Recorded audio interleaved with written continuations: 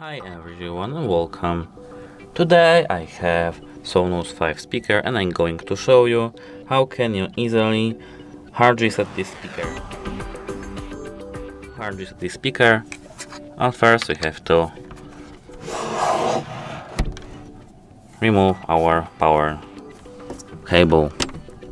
Now we have to press and hold our infinite button over here and we have to insert our power cable while holding our button. We can't release the button until our LED indicator goes orange.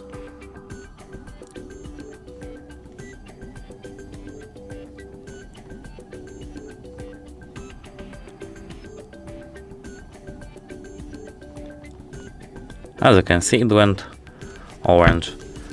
Now our hard reset procedure will automatically do by itself.